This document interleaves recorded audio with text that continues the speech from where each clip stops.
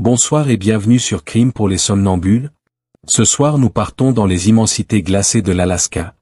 La nuit tombe plus vite que les promesses des hommes. Là-bas, un boulanger sans histoire menait une vie tranquille. Un mari aimant, un chasseur passionné. Un citoyen modèle. Mais derrière le four tiède et les sourires polis, se cachait un autre homme. Un pilote. Un tracker. Un tueur. Il s'appelait Robert Hansen. Et il chassait les femmes comme d'autres chassent les loups. Bienvenue pour un voyage au cœur des ténèbres. Anchorage, 1970. La neige recouvre tout, les trottoirs, les toits, les visages. L'hiver dure si longtemps qu'on finit par oublier ce qu'est une saison claire. Dans cette ville aux allures de bout du monde, chacun cherche la chaleur là où il peut, dans les bars, les moteurs, les mains d'un inconnu. Et puis il y a la boulangerie de la 9e avenue. Une enseigne simple, Hansen's Bakery. Chaque matin, avant l'aube, la lumière jaune des fours perce le brouillard. L'air y sent la farine, le café, le sucre chaud. Un refuge contre le froid et le reste du monde. Derrière le comptoir, un homme discret. Lunettes épaisses, front dégagé, sourire timide. Il s'appelle Robert Hansen. Marié, père de 2 enfants, citoyen modèle. Toujours poli, toujours à l'heure. On l'appelle Bob, le genre de prénom qui rassure. Hansen mesure tout, la farine, le sucre, la température du four. Il déteste le hasard. Il aime les gestes précis, les alignements parfaits de croissants dorés. Sa vie ressemble à ses recettes. Même rythme, même ordre, même contrôle. Quand les clients entrent, il salue d'un signe de tête, essuie son tablier. Les policiers passent souvent pour un café. Il les sert sans trembler, plaisante sur la météo. Certains le connaissent depuis des années. Aucun ne le soupçonne. Derrière la boutique, il y a le garage. Une autre odeur, celle du métal, du gazole, du cuir. Des fusils soigneusement suspendus au mur. Des arcs, des flèches, des couteaux rangés par taille. Une tête d'élan empaillée, figée dans un hurlement silencieux. Et puis, sur l'établi, une carte topographique de l'Alaska. Pliée, tachée, couverte de petits points rouges. Des croix tracées au crayon, certaines entourées d'un cercle. Personne n'y touche, personne ne pose de questions. Le soir, quand la boulangerie ferme, Hansen change de visage. Il retire son tablier, enfile sa parka. Le bruit de ses pas sur la neige est étouffé, presque tendre. Il monte dans sa Jeep, roule vers la périphérie. Là-bas, il garde son secret. Un petit avion, un Piper Supercube rouge et blanc. Il aime ce moment précis où les roues quittent le sol. Le monde s'efface, la ville devient un point sous la brume. Seul, là-haut, il se sent libre. Libre de choisir sa trajectoire. Libre de ne plus être Bob le boulanger. Sous lui, les vallées gelées, les rivières prises dans la glace. L'Alaska s'étend à perte de vue. Une blancheur infinie où tout disparaît. C'est là qu'il se sent le mieux. Dans le silence, entre le ciel et la mort. Les chasseurs aiment parler de patience. Hansen, lui, en a fait une religion. Il attend, observe, calcule le vent. Quand il bande son arc, ses mains ne tremblent jamais. La flèche part, siffle, frappe. Toujours juste. Toujours là où il veut.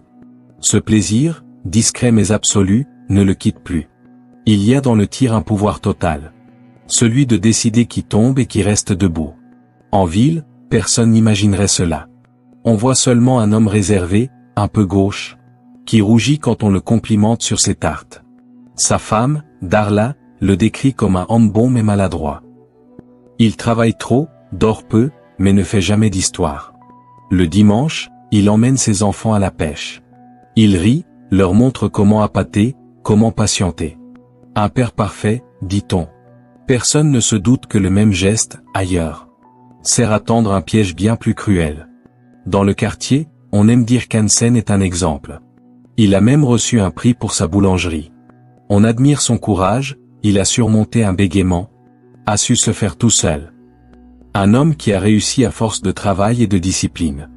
Mais le contrôle, chez lui, n'est pas une vertu. C'est une obsession. Et sous cette façade de farine et de courtoisie, quelque chose commence à bouger. Parfois, tard le soir, il rouvre la boulangerie vide. Il allume un seul néon, s'assoit à la table où il fait d'ordinaire ses comptes. Il sort la carte, la déplie. Ajoute une croix rouge. Puis il reste là, immobile, les yeux fixés sur le papier. Dehors, le vent griffe les vitres. Dedans, le silence est parfait. Un silence de four refroidi, de four qui attend sa prochaine fournée. Hansen replie la carte, la range dans un tiroir. Il souffle la lumière. Et dans l'obscurité, on entend seulement le bruit lointain de la neige, qui tombe comme un secret bien gardé. Avant l'Alaska, il y eut l'Iowa. Une plaine sans horizon, des champs à perte de vue, et, au milieu, un petit garçon qui parlait trop lentement pour le monde. Robert Hansen naît en 1939, dans une ville où tout le monde se connaît. Son père tient une boulangerie, un homme sévère, méthodique, peu bavard. Le garçon l'admire autant qu'il le craint. Dès l'enfance, il apprend que le silence vaut mieux que la parole. Mais le silence ne le protège pas de tout. À l'école, il bégaie. Chaque mot devient une bataille. Chaque phrase un piège. Les autres rient, imitent, répètent. Les professeurs soupirent. Et Robert s'enferme un peu plus. Il rêve de dire non sans trembler, de parler vite, fort, comme les autres. Mais plus il veut s'exprimer, plus les sons se coincent, comme si sa langue refusait de suivre son cerveau. Son corps, lui non plus, ne suit pas. L'adolescence le frappe de plein fouet, acné sévère, dos voûté, bras maigres, lunettes épaisses. Les filles l'ignorent, les garçons l'utilisent pour se moquer. Un visage fait pour disparaître dans la foule. Dans la salle de classe, il se tasse sur sa chaise, les mains moites, priant pour qu'on ne l'interroge pas. Il apprend vite qu'on ne rit jamais d'un muet. Alors il se tait. Les années passent, et son mutisme devient une armure. Mais derrière, la rancune pousse. Une rancune calme, froide, méthodique. Pas la colère explosive qu'on voit dans les films. Non, quelque chose de plus lent, de plus patient. Chaque humiliation reste gravée, chaque éclat de rire, classé. Chaque regard de pitié, archivé dans un coin de sa mémoire.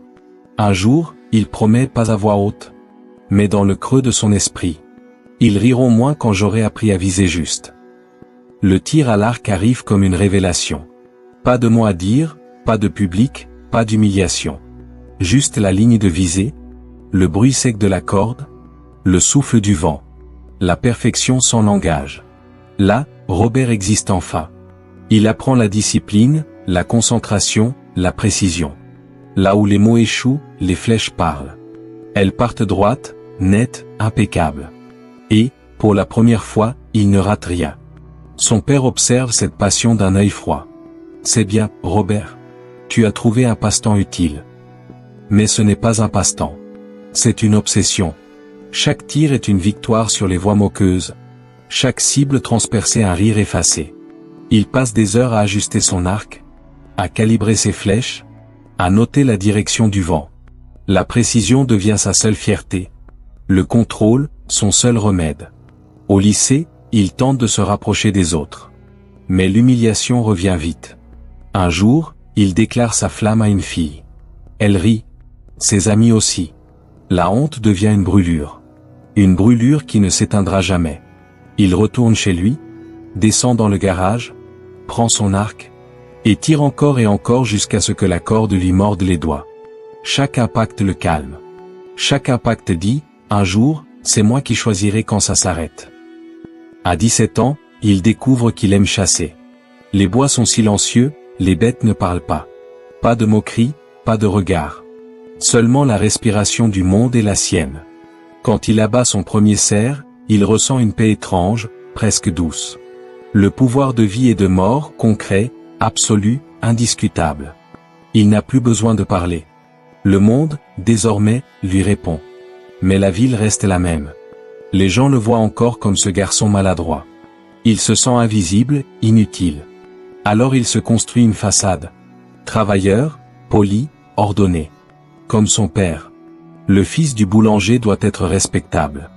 Mais sous l'uniforme blanc de la boulangerie, le feu ne s'est pas éteint. Il couve, en silence, attendant la bonne occasion. À 20 ans, il s'engage dans la garde nationale. Là encore, la rigueur lui plaît. Les horaires, les ordres, le tir. Mais il reste en marge. Ses camarades le trouvent étrange. Trop calme, trop distant. Un soir, lors d'un exercice, il observe une ligne de cibles humaines en carton. Et sans raison, il sourit. Parce que pour lui, c'est la première fois que le monde a enfin l'air d'être à sa portée. Plus tard, bien plus tard, il dira que son enfance a été normale. Rien d'extraordinaire, juste un garçon timide. Mais entre ces mots, il y aura toujours ce vide. Le vide où tout a commencé. Un garçon qui ne savait pas parler, et qui, à force de se taire, a fini par apprendre à tuer en silence. La première fois, il se souvient surtout du silence. Celui de la forêt au petit matin, quand le gel fiche tout et que même les oiseaux retiennent leur souffle. Robert Hansen avance prudemment entre les troncs. Le fusil est lourd, la respiration lente. Il ne parle pas, ne pense presque pas. Il observe. Devant lui, un cerf. Majestueux, immobile, la tête levée. Le monde entier semble suspendu à ce regard. Il tire. Le bruit du tir claque dans l'air comme une porte qu'on ferme à double tour. L'animal s'effondre. Un bruit sourd, puis plus rien. Le silence revient plus profond, plus calme. Et Robert sourit. Il découvre dans la chasse un équilibre qu'aucune conversation n'a jamais su lui donner. Pas de mots, pas d'erreur, pas de jugement. Juste la perfection du geste, la précision, la victoire sur le hasard. L'arc devient son instrument préféré. L'arme silencieuse. Il aime la tension de la corde, la discipline que cela exige. Chaque flèche est un prolongement de lui-même. Elle ne trébuche jamais. Elle ne bégaye pas. Peu à peu, la chasse prend toute la place. Il chasse les week-ends, les jours fériés, parfois la nuit. Il garde les trophées, peaux, têtes empaillées, bois poli. Chaque pièce soigneusement nettoyée, alignée, classée. Une collection d'ordre, de maîtrise, d'effacement du chaos. Ses amis le félicitent. Un vrai tireur, Bob. Jamais vu quelqu'un d'aussi précis. Il baisse la tête, modeste. Mais à l'intérieur, il brûle d'un plaisir nouveau. Celui d'être enfin respecté. Enfin vu. Dans la forêt, il n'est plus le garçon humilié. Il est le chasseur. Le seul maître du jeu. Le vent, la neige, les traces, tout obéit à sa lecture du monde. Chaque pas, chaque décision, chaque respiration devient un rituel. Et puis, un jour, il réalise qu'il ne tue plus pour la viande. Ni même pour le trophée. Mais pour ce moment suspendu entre la visée et l'impact. L'instant exact où il décide si quelque chose vit ou meurt. C'est là que naît le vrai vertige. Son père remarque sa dextérité et l'encourage. Un homme doit savoir viser juste, Robert. C'est une preuve de caractère. Hansen acquiesce, fier et docile. Mais dans sa tête, les mots se tordent. Viser juste. Il en fait un credo. Un mode de vie. Viser juste, c'est maîtriser. C'est reprendre ce que le monde lui a refusé. Le contrôle. Il s'installe seul, passe des heures dans le bois derrière la maison. Il étudie la trajectoire des flèches, la vitesse du vent, la souplesse des arcs. Ses carnets se remplissent de notes, angles, distances, performances. Les animaux tombent toujours au même rythme. Et lui, il devient de plus en plus calme. Quand il ramène ses prises, il les nettoie méticuleusement. Pas un geste de trop, pas un mot. Les mains plongées dans le sang chaud. Il sent une étrange forme de paix. Le rouge sur ses doigts lui paraît presque beau. Ordonné. Mérité. Il commence à participer à des concours. Les autres le trouvent réservé, un peu étrange. Mais incroyablement doué. Il gagne, souvent. Et chaque médaille suspendue dans son atelier devient un rappel silencieux. Il est enfin bon à quelque chose. Pourtant, quand il rentre en ville, tout recommence. Les rires, les moqueries, les filles qui détournent les yeux. La forêt le fait roi, mais le monde le ramène à zéro. Alors, le contraste devient insupportable. Plus la ville l'humilie, plus la forêt l'appelle. Et à chaque retour, il tire plus vite, plus fort, plus souvent. La précision devient une drogue. Il ne chasse plus les animaux. Il chasse l'instant où tout obéit. Un soir, il abattit un loup. Pas pour se défendre, juste parce que le loup l'avait regardé. Un regard droit, égal. Un défi. Hansen tira sans réfléchir. Quand le corps tomba, il sentit un mélange de terreur et d'excitation pure. Ce n'était plus du sport. C'était une conversation entre deux prédateurs. Et lui venait de gagner. Les années suivantes, il perfectionna tout. Les armes, les techniques, les zones de tir. Il commença à voler avec son avion, explorant des territoires plus reculés. L'Alaska l'attirait déjà, cet infini de solitude où personne ne regarde. Un monde sans témoin. Un monde fait pour lui. Dans un de ses carnets, on retrouvera plus tard une phrase, écrite à la main, d'une écriture nette. Dans la chasse, je trouve ce que les hommes m'ont volé. La patience, le silence, et le droit de décider. Et tout était déjà là. Les mots, la méthode, la promesse. Il ne le savait pas encore. Mais dans chaque tir, dans chaque bête qu'il abattait, se cachait déjà le fantôme des futures victimes. La normalité. C'est tout ce qu'il a toujours voulu. Être comme les autres. Rire quand il faut, parler sans buter, se fondre dans la foule. Être, enfin, invisible autrement que par la honte. Robert Hansen s'y applique comme à une recette. Doser. Mesurer. Cuire à point. Rien de trop, rien de trop peu. Il rencontre Darla, institutrice discrète, sérieuse, croyante. Une femme calme, qui voit en lui un mari stable, un homme travailleur. Pas séduisant, non, mais sûr. Et surtout, poli. Le genre d'homme qui ne fera jamais de vagues. Il se marie sans éclat, dans une petite église.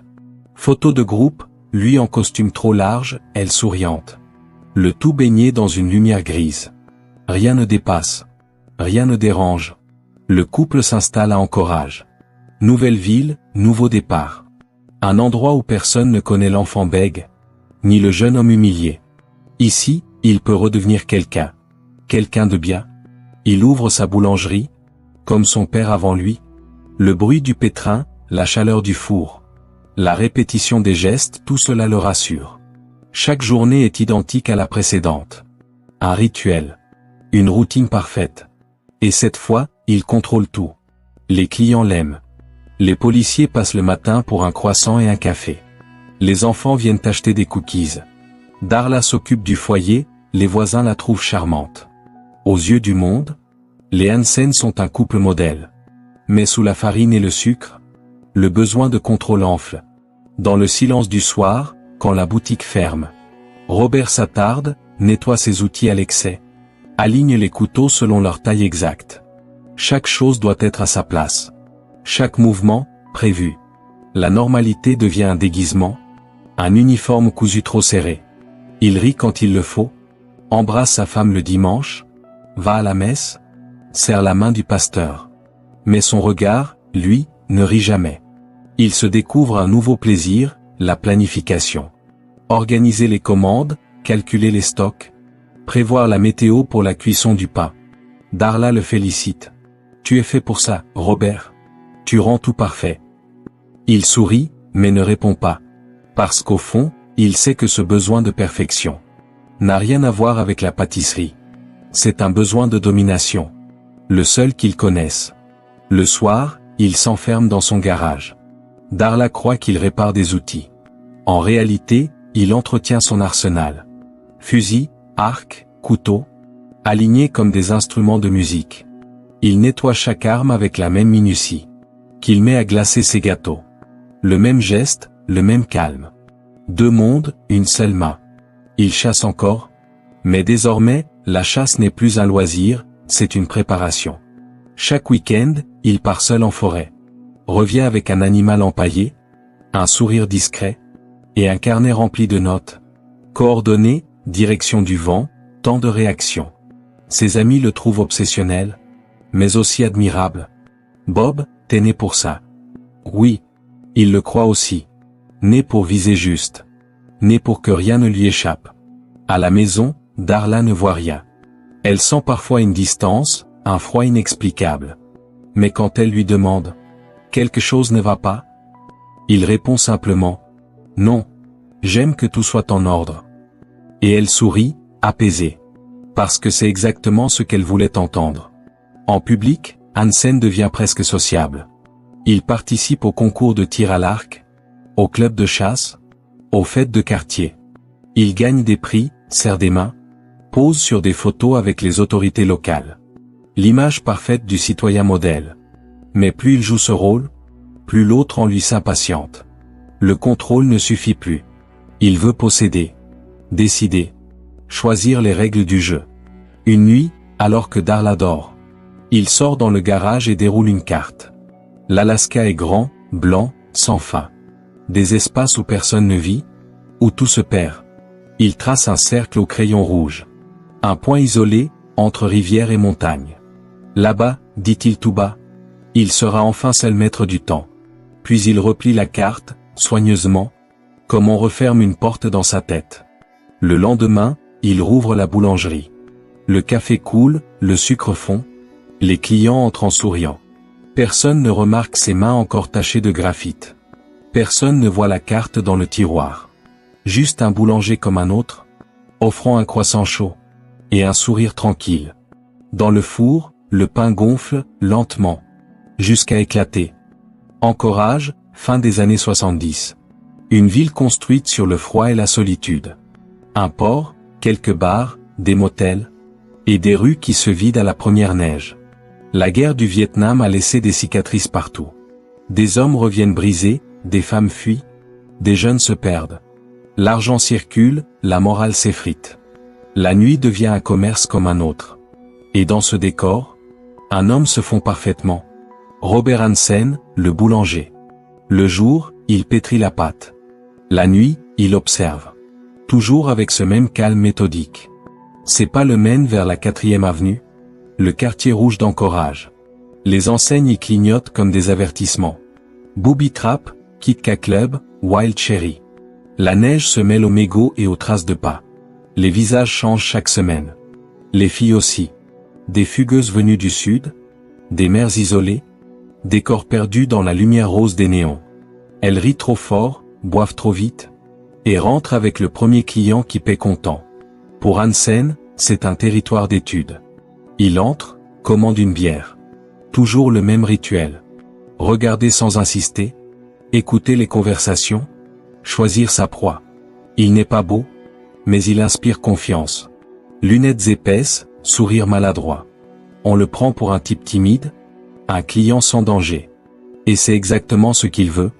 Il parle peu, offre à boire, paye toujours plus que les autres. Gentil, prévenant, un client tranquille. Et quand la conversation s'installe, il pose la même question, doucement. Tu veux un peu d'air? J'ai un avion. Juste un tour au-dessus des montagnes. Parfois, les filles rient. Parfois, elles acceptent. L'idée d'un vol au-dessus des forêts, d'un instant loin du vacarme, ça semble presque romantique.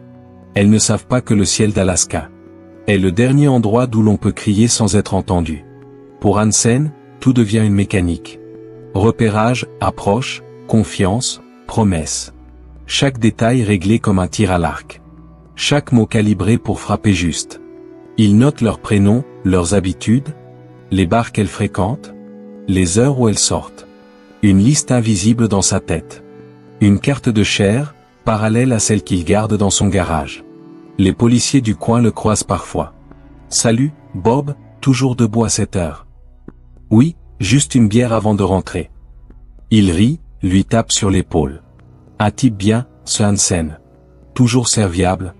Toujours tranquille.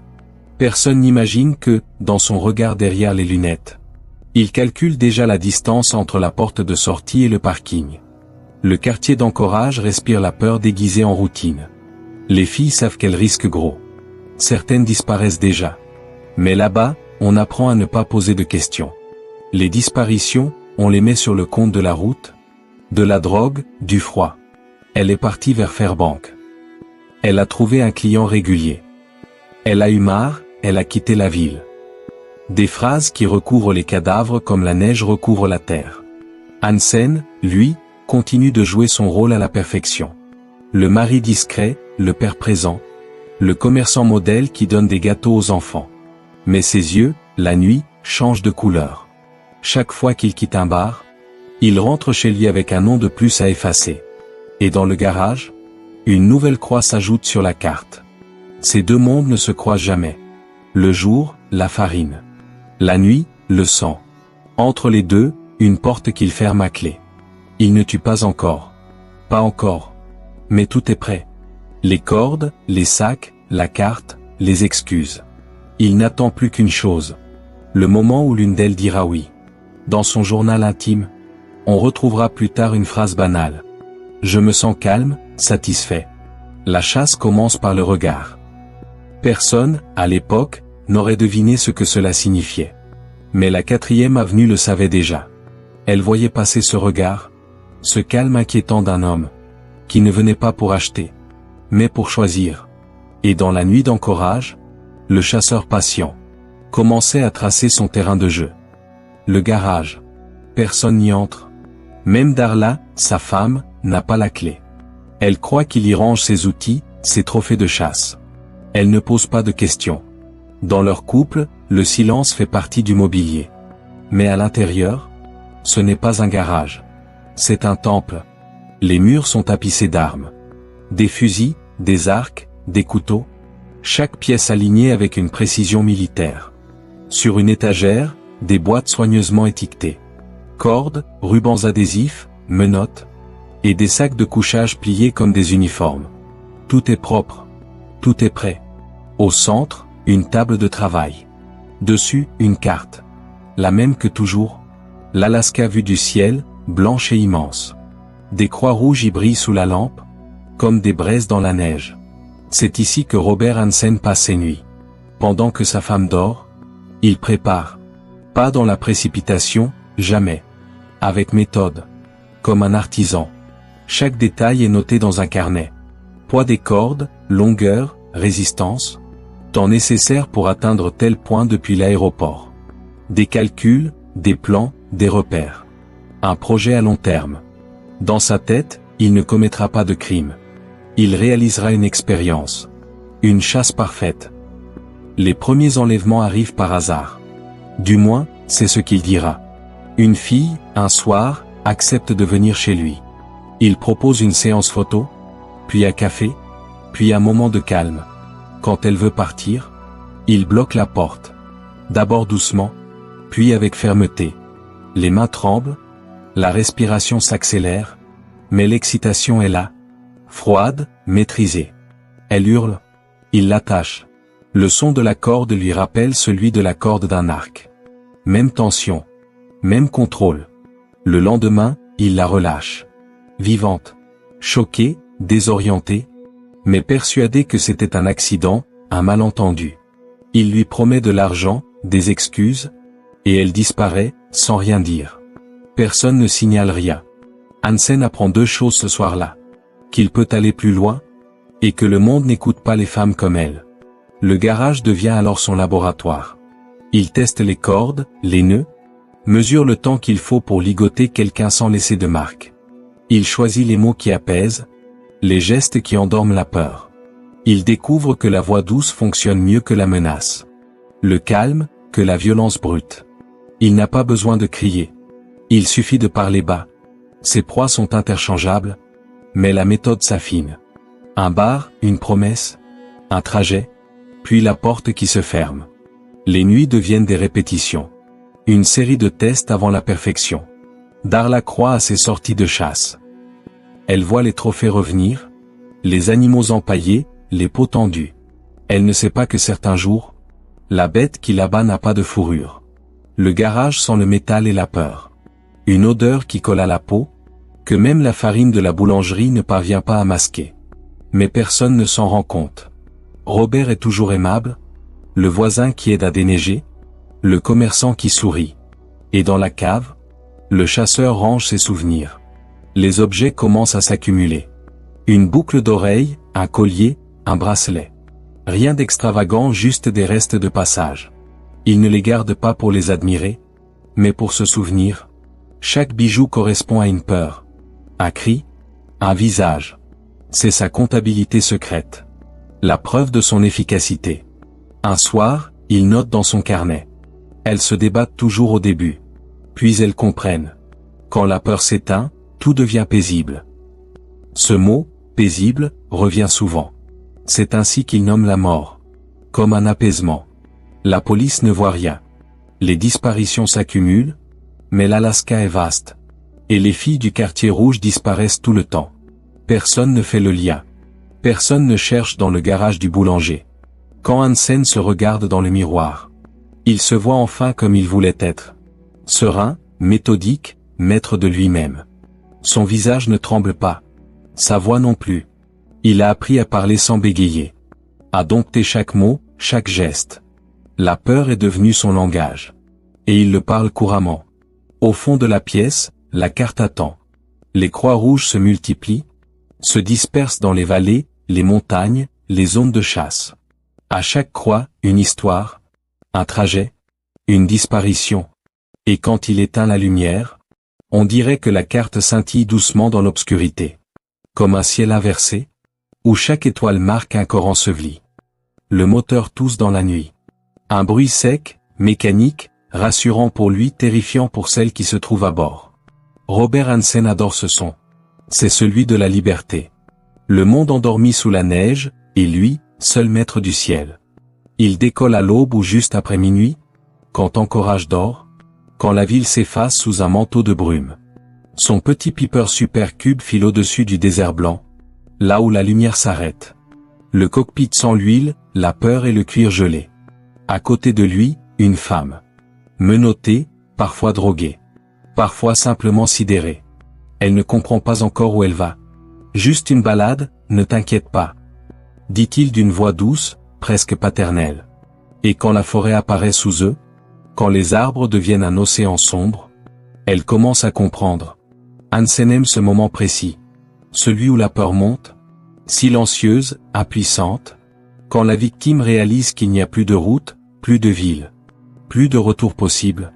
L'Alaska, pour lui, n'est pas une terre hostile. C'est une scène. Un théâtre de neige et de sang. Il atterrit sur de petites pistes improvisées, parfois sur des lacs gelés. Le vent hurle, la forêt avale le bruit.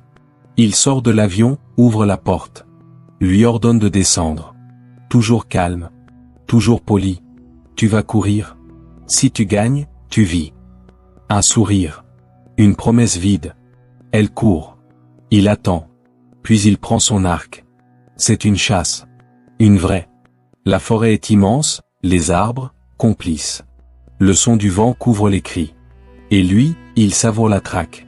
Le bruit des pas dans la neige, le souffle court, les branches qui fouettent le visage. Il la suit sans se presser. Comme un chasseur qui connaît déjà la fin de l'histoire. Parfois, il tire trop tôt. Parfois, il attend juste pour voir. Pour observer la peur, la lenteur, la fatigue. Il ne tue pas toujours sur le moment. Parfois, il s'assoit, regarde le ciel. Et laisse le froid faire le reste. Chaque vol est préparé. Chaque zone choisie. Les croix sur la carte se multiplient. Autant de points rouges plantés dans le néant. Une croix, une femme. Un vol, un silence. Dans ses carnets, il note. Bonne visibilité. Vent faible. Sujet docile. Terminé proprement. La mort comme un compte-rendu technique. Il apprend à se déplacer comme un fantôme. Pas d'empreinte durable, pas de témoin, pas de corps visible avant le dégel. L'Alaska lui offre le camouflage parfait. Même les animaux évitent ces zones. L'air y est trop lourd.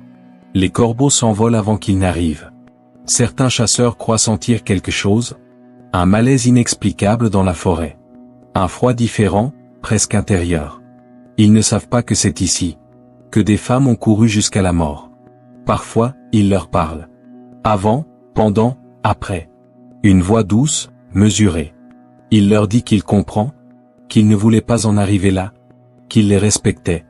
Il les regarde s'éteindre, et dit parfois, « Tu es libre maintenant. » Un mensonge, mais un mensonge qu'il croit vrai. De retour à Anchorage, le monde reprend sa forme normale. Le bruit des fours, la farine, la routine. Le même homme, le même sourire derrière les lunettes. Personne ne voit la différence. Le matin, il dépose des tartes à la police. Certains agents le remercient, lui serrent la main. Les mêmes qui, le soir, chercheront les disparus. Le monstre vit parmi eux, et il le trouve sympathique. La carte du garage devient un atlas intime. Chaque croix a une histoire, une météo, une durée de survie. Certaines plus longues que d'autres. Mais toutes, sans exception, se terminent dans le silence blanc de la neige. Un jour, un pilote croise son avion dans le ciel. Il le salue par radio. « Vol tranquille, Bob ?» Toujours, répond Hansen. Et c'est vrai. Pour lui, tout est tranquille. Rien ne bouge, rien ne l'atteint. Le monde entier peut geler autour de lui, tant qu'il reste le seul à décider quand commence le dégel. La nuit, en rentrant, il ouvre la carte, trace une nouvelle croix, essuie la mine de son crayon, et murmure « Bon vol ». Puis il éteint la lumière. Et dans le noir du garage, le vent d'Alaska souffle encore, comme s'il cherchait à recouvrir ce qu'il ne peut pas effacer. Le froid mord la peau. Le vent traverse la forêt comme une lame invisible. Sous les sapins, la neige garde les traces des pas. Deux séries. L'une qui fuit. L'autre qui suit. Robert Hansen aime cet instant précis. Celui où tout est déjà joué, mais où le corps, en face, ne le sait pas encore. Il a appris à reconnaître les sons. Le craquement des branches, la respiration affolée, le bruit sec des menottes contre le métal de la ceinture. Chaque détail est une partition. Il n'a plus besoin de viser. Il sait déjà où elle est. Le jeu commence toujours de la même manière. Une fuite. Quelques mètres d'avance. Puis la poursuite. Il observe.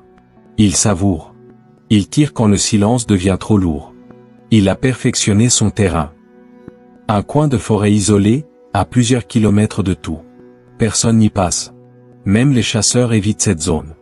Trop de vent, trop de vide. Un endroit où le cri se perd. Là-bas, Hansen installe son monde. Un monde sans témoin, sans loi, sans Dieu. La seule règle, c'est la sienne. Il se dit parfois qu'il leur donne une chance. Cours. Si tu gagnes, tu vis.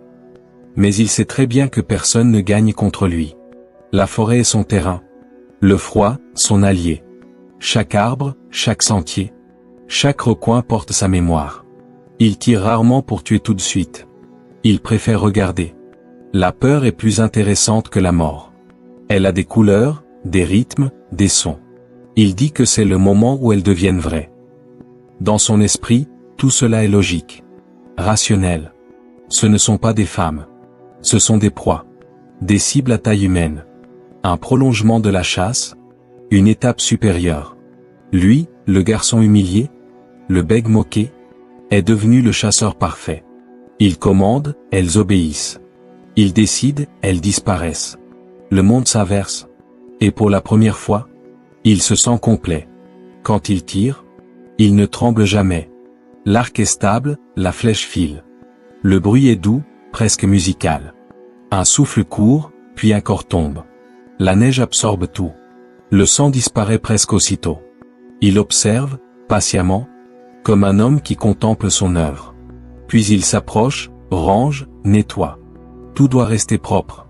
Rien ne doit troubler le calme du lieu. Parfois, il parle au corps. Des phrases simples, des excuses sans conviction. C'est pas toi, c'est moi.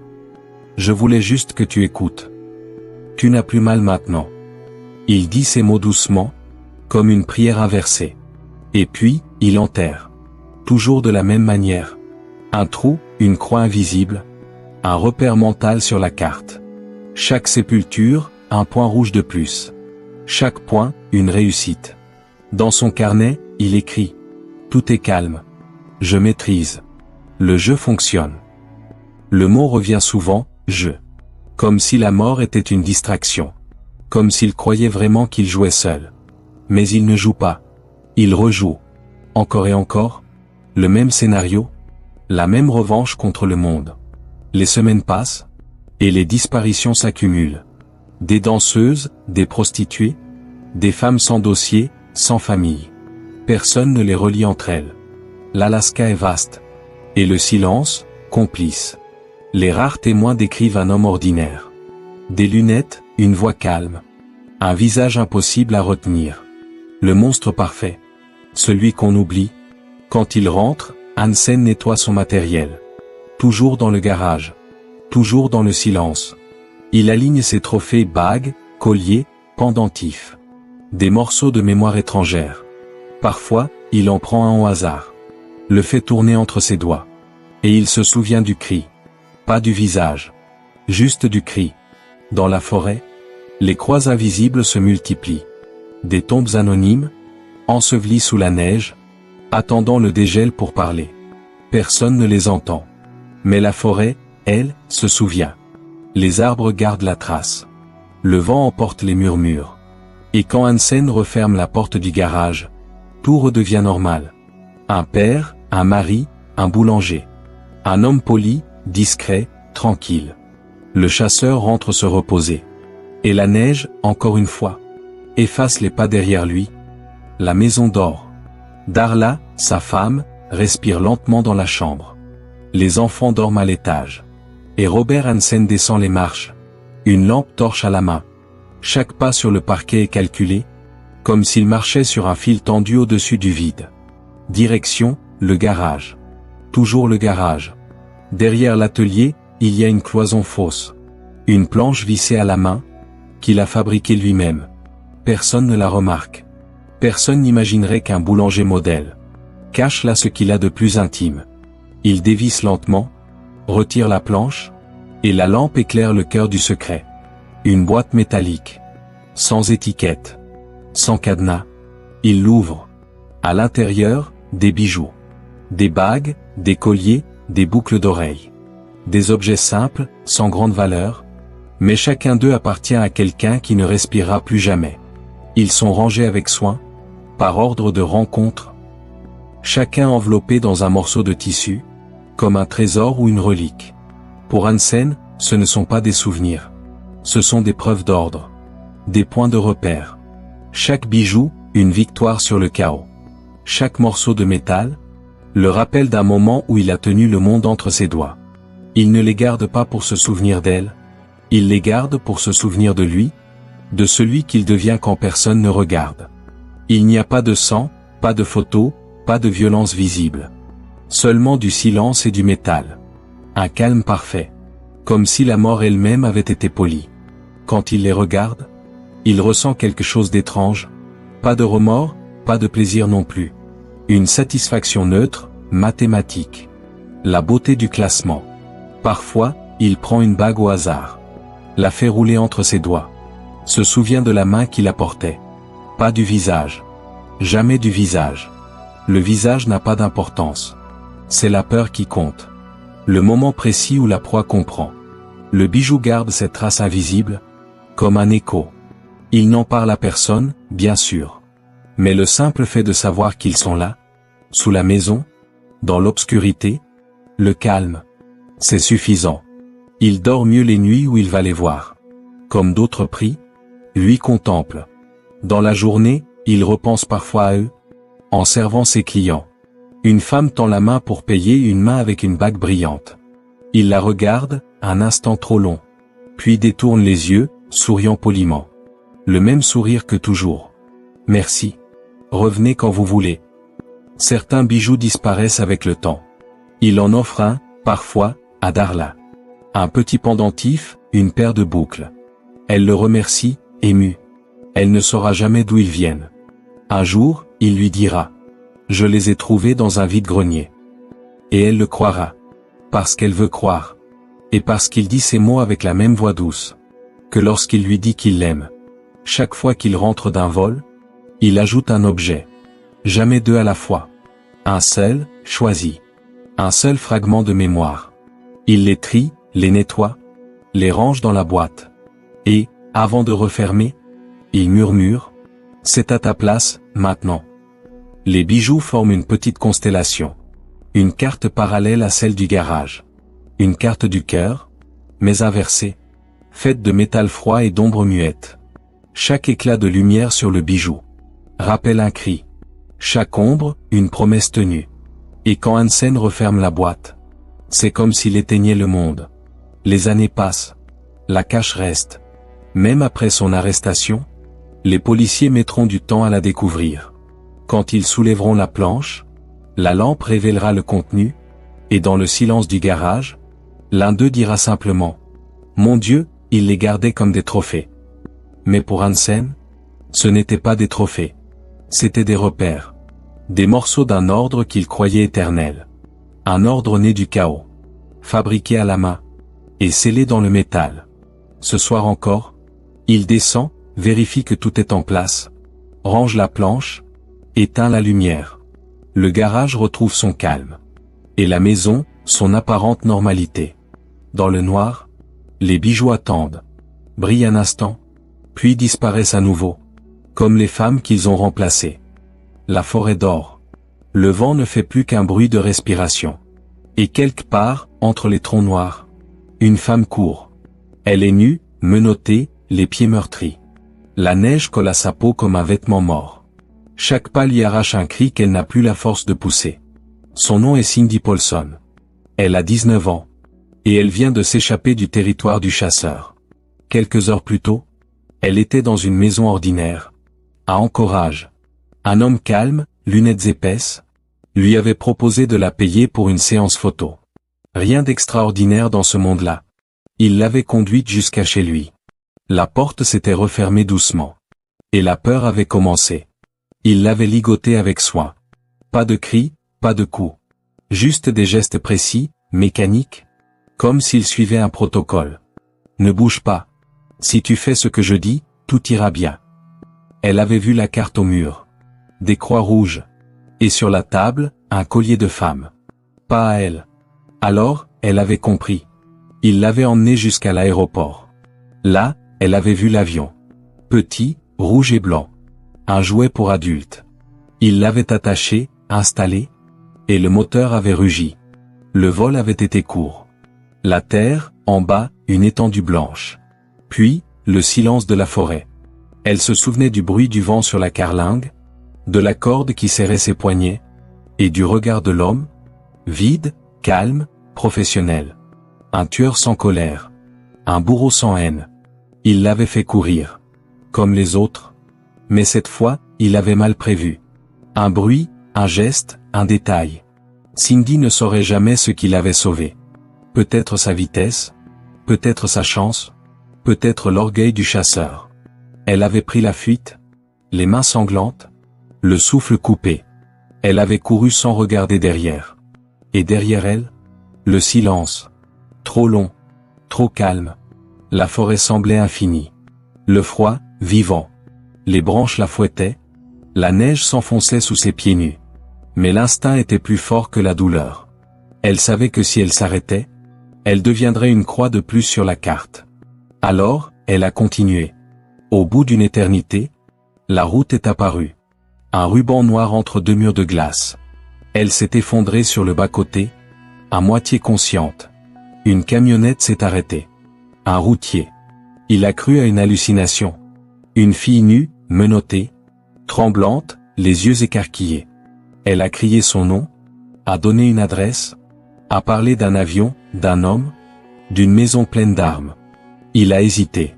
Puis il l'a fait monter. Et il a conduit, vite, sans parler.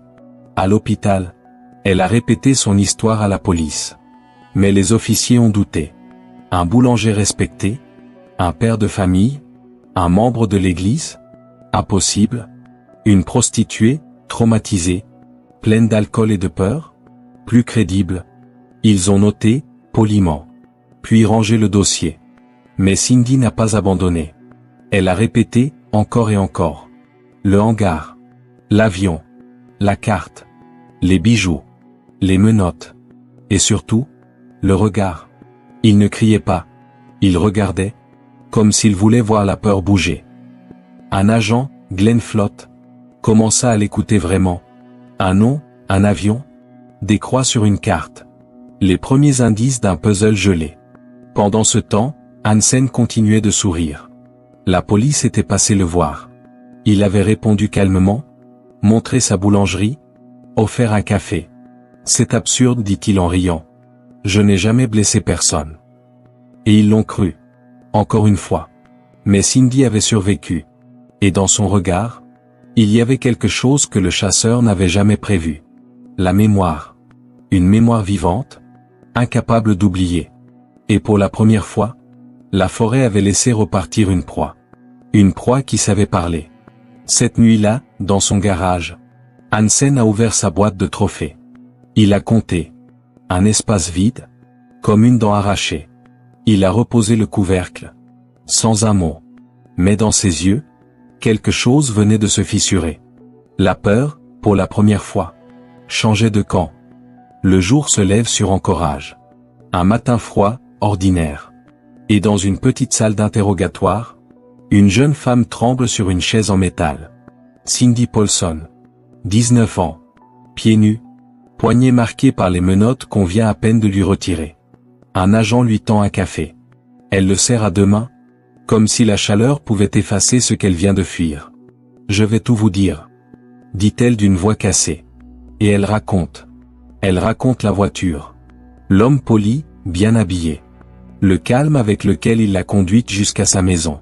Le garage, les armes, la corde. Les promesses qu'il ferait juste des photos. Puis les menottes. Le sol froid. L'avion. Le vent. La course dans la forêt. Elle parle sans pause, comme si les mots pouvaient la sauver une deuxième fois. L'agent prend des notes, hausse parfois un sourcil. Les autres dans la pièce échangent des regards. Un boulanger, marié, père de 2 enfants, pilote amateur, sans casier judiciaire? Impossible. L'un d'eux finit par dire, doucement. « Écoute, Cindy, t'es sûre de toi ?» Elle le fixe, les yeux écarquillés. « Je l'ai vu. Je connais son visage. Il a une carte avec des croix rouges. Il garde des bijoux dans des boîtes. Il m'a fait courir. » Silence. Le crayon s'arrête. « Courir ? » ?»« Oui. Il m'a fait courir. Comme un animal. » Les agents échangent encore un regard. Un de ces regards qui veulent dire, ça ne colle pas. Une fille du quartier rouge. Un client respectable. Des mots trop fous pour être crus. Le rapport sera rédigé, bien sûr. Mais classé vite. Avec une note. Témoignage incohérent, état de choc. Cindy sort du poste de police avec une couverture sur les épaules. La neige tombe encore. Elle marche seule. Invisible parmi les passants. Elle sait qu'ils ne la croient pas. Mais elle sait aussi ce qu'elle a vu. Et parfois, ça suffit à continuer à parler. Quelques jours plus tard, un autre officier relit le rapport. Glenn Flott, agent du bureau d'État.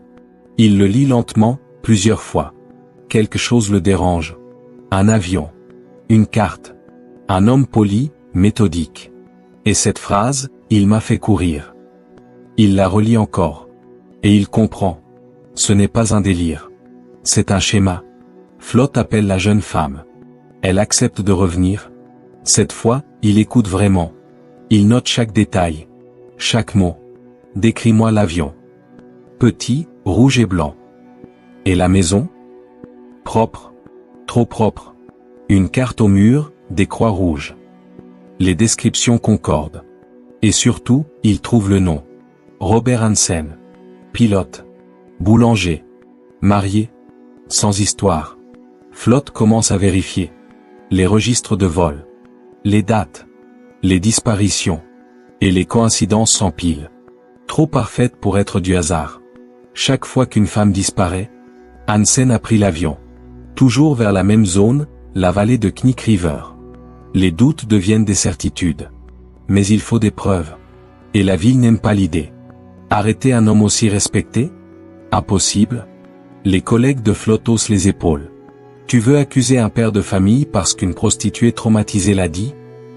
Il répond simplement. Parce qu'elle a survécu. Pendant ce temps, Hansen joue encore son rôle. Il sert ses clients, plaisante avec les policiers, part en chasse les week-ends. Le calme absolu. Comme si rien n'avait changé. Mais quelque chose a changé. Quelqu'un parle. Et chaque mot qu'elle dit creuse une fissure dans son mur de silence. Un soir, à la boulangerie, Hansen remarque un policier qui l'observe un peu trop longtemps. Un regard qui s'attarde. Un geste qui trahit la méfiance. Il comprend. Le jeu n'est plus parfait. Alors il sourit. Toujours ce même sourire calme.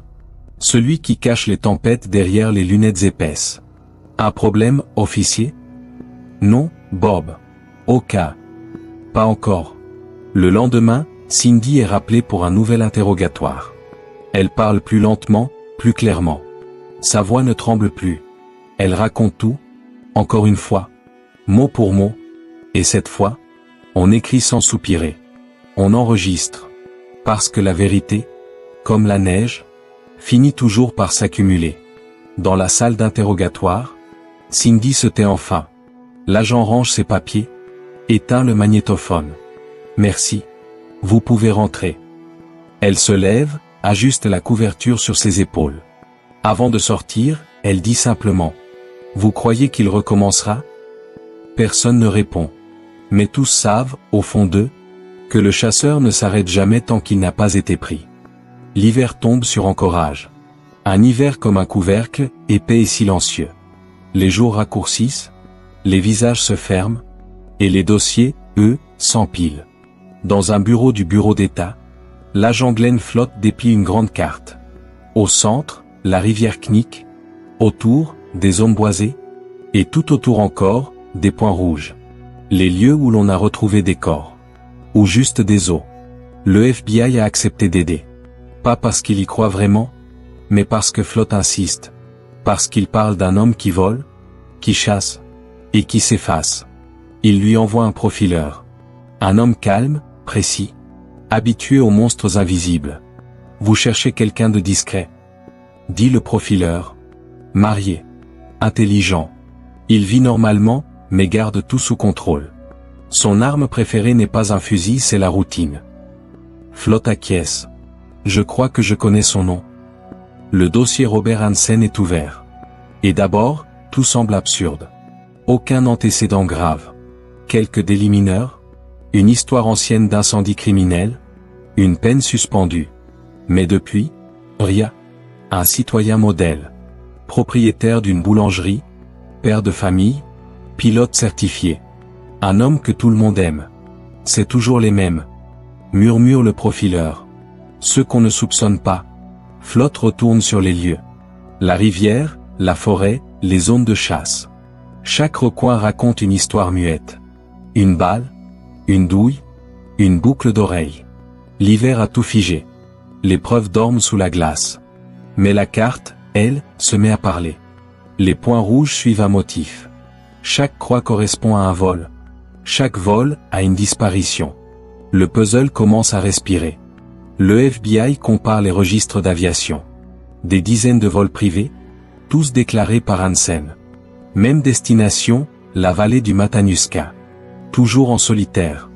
Toujours en fin de semaine. Il vole bas notre flotte. Pas assez pour être remarqué. Juste assez pour disparaître. Dans la boulangerie, Hansen continue de jouer son rôle. Il parle du temps, des pains du jour, des compétitions de tir à l'arc. Quand un client mentionne les disparitions, il hausse les épaules. Le froid fait des ravages. Il a raison, mais pas comme il le croit. Les enquêteurs obtiennent enfin un mandat discret. Ils fouillent ses registres, ses notes de vol, ses armes. Tout semble impeccable. Trop impeccable. Flotte le sait. Le désordre, chez un homme comme Hansen, serait une preuve de normalité. Mais ici, il n'y a rien. Pas une trace de chaos. Pas une seule erreur. C'est précisément ce qui le condamne. Alors ils creusent ailleurs. Ils interrogent les filles du quartier rouge. Les survivantes, les amies des disparus. Tout évoque le même homme. Timide, poli, avec des lunettes et un avion. Une description banale, mais répétée trop souvent pour être ignorée. Une d'elles murmure. Il m'a dit que j'étais une bonne coureuse. Et le sang de Flotte se glace. Le FBI ordonne une surveillance discrète. Des hommes postés près de la boulangerie. Des caméras, des relevés de vol. Hansen ne change rien. Toujours le même sourire. Les mêmes gestes. Il vit comme un acteur dans sa propre reconstitution. Mais derrière les vitres, les agents notent tout. Les horaires, les allées et venues, le moindre sac qu'ils transportent. Et plus ils observent, plus ils comprennent. Cet homme vit comme s'il était déjà observé. Flotte demande un mandat pour perquisitionner sa maison. Refusé. Trop fragile. Pas assez de preuves. Une intuition ne suffit pas. Alors il attend. Pendant des semaines. Des mois. L'hiver passe. Et la patience devient sa seule arme. Les enquêteurs font parler les archives. Anciennes plaintes, dossiers oubliés. Une agression signalée 10 ans plus tôt, même description. Mais à l'époque, on n'avait pas cru la victime non plus. Un schéma apparaît. Toujours les mêmes profils. Toujours la même méthode. Le puzzle n'est plus flou. Il a un visage. Celui d'un homme ordinaire, en tablier blanc, souriant derrière son comptoir. Flotte fixe la carte. Les croix, les trajectoires de vol. Le FBI parle de pattern. Lui parle d'instinct. Ils veulent des chiffres. Lui veut un mandat. Alors il dit simplement. Donnez-moi une perquisition. Je vous promets qu'on y trouvera l'enfer. Et pendant que les agents hésitent, Hansen prépare un nouveau vol. Un dernier, peut-être. Il note la date, le lieu. Range ses outils dans le garage. Le ciel d'Alaska est clair. La neige fond. Le jeu peut reprendre. Mais cette fois, quelqu'un le suit déjà. La perquisition commence à l'aube. La lumière grise filtre à travers la neige.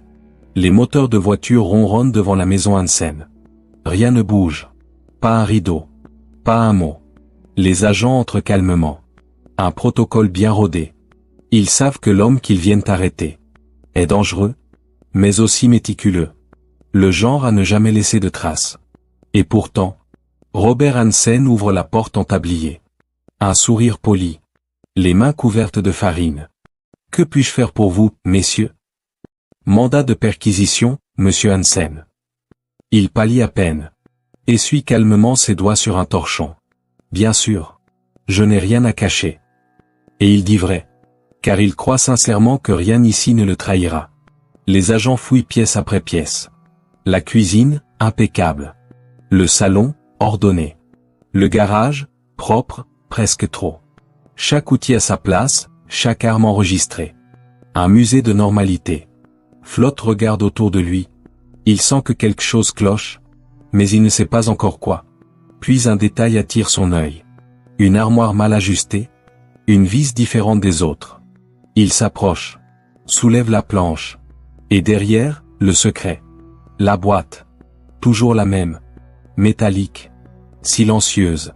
Quand il l'ouvre, le métal reflète la lumière froide du néon.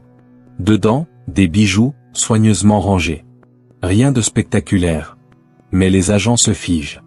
Mon Dieu, ce sont des trophées. Chaque bijou, un souvenir. Chaque souvenir, une mort. Flotte ne dit rien. Il continue de chercher. Et c'est là qu'il la voit. Sur la table, sous une pile de papier, une carte topographique. Pliée, tachée, usée. Rien d'étrange, à première vue. Mais quand il l'ouvre, le silence devient lourd. Des croix rouges. Des dizaines. Parfois entourées de cercles. Certaines avec des annotations minuscules. Date, initiale, symbole. L'horreur géographique. La pièce devient une tombe. Personne ne parle. Chacun sait ce qu'il regarde. Ce n'est pas une carte de chasse. C'est un cimetière dessiné à la main. Chaque croix, un corps. Chaque point, une disparition résolue. Le monstre a tenu un journal exact de son œuvre. Une œuvre d'ordre et de mort. Flotte lève les yeux. Hansen est toujours là. Assis calmement à la table. Le regard vide. Il regarde la carte sans la voir. Comme un peintre contemplant son tableau fini. Qu'est-ce que c'est, Robert? Juste une carte. Une carte de quoi? De mes zones de chasse. Le mot résonne. Chasse. Tout s'assemble. Les agents se dispersent dans la maison. Ils trouvent des armes, des cordes, des menottes, des trophées cachés dans des tiroirs. Et partout, la même précision. Rien n'est laissé au hasard. Flotte revient à la carte. Son doigt suit les croix, l'une après l'autre. Knik River, Eklutna, Orcholek, Rabbit Creek. Des noms de paysages qui sonnent comme des prières gelées. Sous chacun, le souvenir d'une course dans la neige. La carte parle plus que n'importe quel témoignage. Elle raconte la méthode, la régularité, la froideur mathématique de la mort. Et plus il la regarde, plus Flotte comprend. Ce n'est pas de la folie. C'est de la logique pure. Une géométrie du contrôle. Le mal, ici, à la rigueur d'un comptable. Les experts photographient la carte, prennent des empreintes, emballent chaque bijou, chaque trace. L'enquête devient autopsie. Une dissection du secret. À l'extérieur, la neige tombe toujours. Les voisins regardent à travers leurs fenêtres. Personne ne comprend. Le gentil boulanger arrêté? Impossible. Et pourtant, la carte, elle, ne ment pas. Quand Hansen est menotté, il ne résiste pas. Pas un mot. Pas un geste brusque. Il regarde simplement les policiers emporter la carte. Comme s'il lui arrachait son dernier morceau de pouvoir. Ce n'était qu'un jeu, murmure-t-il. Un jeu que je contrôlais. Mais le jeu est terminé. Et sur la table, la carte du diable repose encore, ouverte comme une plaie. Plus tard, quand les enquêteurs compareront les croix au rapport de disparition, ils découvriront que Hansen avait tout noté. Les lieux, les saisons, parfois les dates exactes. Chaque mort correspondait à une marque. Il avait créé sa propre géographie du crime. Une carte où la nature devenait complice. Certains diront que la carte, c'est la preuve la plus terrifiante jamais trouvée dans un dossier criminel. Parce qu'elle ne montre pas la folie. Elle montre le calme. Un ordre parfait. Dessiné sur le dos du monde. Quand Flotte quitte la maison, il regarde une dernière fois le ciel. Le même que celui des vols de Hansen. Large, blanc, sans fin. Et pour la première fois, il se demande combien de secrets dorment encore sous cette neige. Dans le silence éternel de l'Alaska. Le 27 février 1984. Robert Hansen s'assoit dans une salle d'interrogatoire. Devant lui, une table, un magnétophone, et 2 agents fatigués. Il ne résiste pas. Ne pleure pas. Ne demande pas d'avocat. Juste un café. Noir, sans sucre. On lui lit ses droits. Il acquiesce. Calmement. Puis il regarde les agents dans les yeux, et dit d'une voix neutre. Je suppose que vous voulez savoir où elles sont. Le magnétophone s'enclenche. Le silence devient lourd. Ce qu'il raconte n'a rien d'un délire. C'est un inventaire. Une liste, une routine. Comme s'il décrivait les recettes de sa boulangerie. Je les emmenais en avion. Je choisissais un endroit calme, sans vent. Je leur donnais une chance de courir. Je voulais qu'elles se sentent libres un instant. Un instant. Puis il tire. Il explique le vent, la distance, la trajectoire des flèches, le poids du corps dans la neige. Des détails techniques, précis. Un récit de chasseur. Pas de haine. Pas de regret. Juste la mécanique du geste. Les agents prennent des notes. Certains tournent la tête. D'autres fixent la table, comme si leurs yeux pouvaient refuser ce qu'ils entendent. Mais Hansen continue, posément. Je savais que ce n'était pas bien, bien sûr. Mais j'avais besoin de quelque chose que je pouvais contrôler. Dans ma vie, tout le reste m'échappait. Il parle de sa femme, de ses enfants, de sa boulangerie, comme s'il listait les alibis d'un homme sans remords. Je faisais attention à ne pas laisser de traces. C'est ça, le vrai travail d'un chasseur. Être propre. Propre. Le mot tombe, lourd, définitif. L'agent Flotte lui montre la carte. La fameuse carte. Pliée, posée sur la table comme une preuve du diable. Ces croix, Robert, elles représentent quoi? Des souvenirs. Des femmes? Des lieux? Des moments où j'étais bien. Le silence qui suit semble durer une éternité. Pendant des heures, il parle. Il décrit les vols, les distances, les nuits dans la forêt. Il n'essaie pas de se défendre. Il explique. Il enseigne, presque. Chaque mot pèse. Chaque phrase sonne comme une leçon de tir. Quand un agent lui demande pourquoi, il répond simplement. Parce que je pouvais. Le magnétophone tourne encore quand la nuit tombe. Des pages entières de détails, de coordonnées, de souvenirs dits sans émotion. Il évoque certaines femmes par leur prénom, d'autres juste par le lieu où il les a laissées. Celle du lac Horchot, elle a couru longtemps. Celle de Rabbit Creek, elle a supplié, puis s'est tue. Celle du canyon, elle n'a pas crié. Des phrases simples, droites, tranchantes. Le mal réduit à la grammaire. Quand on lui demande s'il regrette, il réfléchit un instant, puis hausse les épaules. Je suppose que je regrette d'avoir été pris. Un sourire, léger, presque gêné.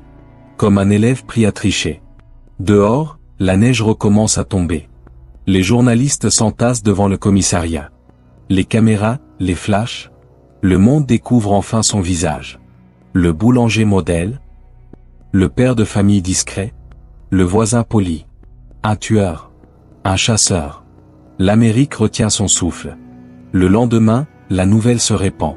Robert Hansen, le chasseur de l'Alaska, arrêté. 30 ans de disparition, une vingtaine de victimes, une seule survivante. Une carte, des bijoux, et un homme sans colère. Quand on le conduit en prison, Il regarde par la fenêtre du fourgon. La neige tombe encore. Le ciel est clair. Il murmure. C'est beau, l'Alaska, quand on sait où regarder. Puis il ferme les yeux. Et s'endort. Calme. Comme toujours. Robert Hansen ne chasse plus. Depuis 1984, il vit enfermé dans une cellule étroite de la prison d'État d'Alaska. Un lit, une table, une lampe. Le strict nécessaire. Tout y est propre, rangé, silencieux. Comme son garage, autrefois. Il écrit encore, parfois. Des notes sans émotion. Des souvenirs fragmentés. Une phrase revient souvent. J'aimais la solitude. Il ne parle à personne. Ne reçoit presque pas de courrier. Il vieillit comme il a vécu. Méthodiquement. À l'écart. Les gardiens disent qu'il garde toujours ce même calme. Poli, obéissant, presque courtois. Certains en oublient ce qu'il a fait. Un homme ordinaire, presque effacé. Mais ceux qui ont vu la carte ne peuvent pas oublier. Les croix rouges, les bijoux dans la boîte, le ciel blanc d'Alaska piqué de sang invisible. Hansen meurt en 2014. Une mort banale, sans bruit. Un cœur qui s'arrête. On l'enterre sans cérémonie, sous une plaque anonyme. Pas de fleurs. Pas de visiteurs. Juste le vent. Et pourtant, son nom reste suspendu dans l'air froid du Nord. Une rumeur plus tenace que la neige. Les années passent, mais l'histoire ne s'éteint pas. Dans les bars d'encourage, les anciens racontent encore. Les nouveaux écoutent, avec ce mélange de fascination et d'incrédulité propre aux légendes. Le boulanger qui volait avec ses proies. Le chasseur qui traçait ses tombes sur une carte. L'homme qui faisait courir la mort dans la neige. On raconte qu'il avait la patience du froid, la précision du vent, et le regard vide d'un ciel d'hiver. Et puis il y a cette autre histoire, celle qu'on murmure les nuits de tempête. Quand la brume descend sur la vallée, certains jurent entendre le vrombissement d'un petit avion. Un moteur lointain, régulier. Juste au-dessus des sapins. Un son qui tourne, ralentit, puis disparaît. Les anciens lèvent les yeux, cherchent dans le noir. Rien. Seulement la neige. Mais d'autres affirment avoir vu une lueur rouge passer entre les nuages.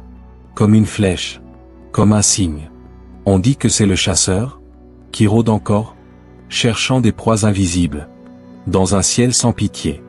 Un esprit pris dans sa propre boucle, condamné à rejouer sa chasse pour l'éternité. Les chiens hurlent parfois la nuit. Les habitants ferment leurs fenêtres, et les pilotes évitent la zone de Knik River. Pas par peur des montagnes, mais par respect du silence. L'Alaska garde tout. Les eaux, les secrets. Les cris que la neige a étouffés. Et quand le vent souffle du nord, on jurerait entendre un écho lointain, un souffle d'avion dans le blizzard, et, très bas, comme un murmure, court. La légende dit qu'il ne chasse plus des femmes, mais des souvenirs, qu'il cherche ce qu'il a perdu. Le calme absolu, le contrôle parfait, le moment suspendu avant la flèche. Mais dans la neige rouge, il n'y a plus rien à atteindre. Juste le froid, et le silence. Et au-dessus de la forêt, parfois, le bruit d'un moteur qu'on ne devrait plus entendre. Robert Hansen dort à présent dans le froid du Nord. Son nom s'est dissous, mais pas son ombre. Elle rôde encore, quelque part entre la terre et le ciel. Là où la neige efface les traces, et où le silence garde les secrets des hommes. Chaque hiver, quand l'Alaska se fige à nouveau, le vent revient raconter son histoire. Pas celle du monstre, mais celle de la banalité, celle d'un homme ordinaire, qui avait confondu le contrôle avec la vie. Les croix rouges de sa carte ne brillent plus, mais le sol s'en souvient. Les arbres, les rivières, le froid lui-même, gardent la mémoire de ce qu'il a fait. Et dans certaines nuits trop calmes, quand tout semble figé, on pourrait presque croire que la neige respire encore. Parce que le mal, quand il s'endort, ne disparaît jamais vraiment. Il se transforme. Il se tait. Et attend. La nuit peut se refermer. Le chasseur dort. Mais le silence, lui, veille toujours.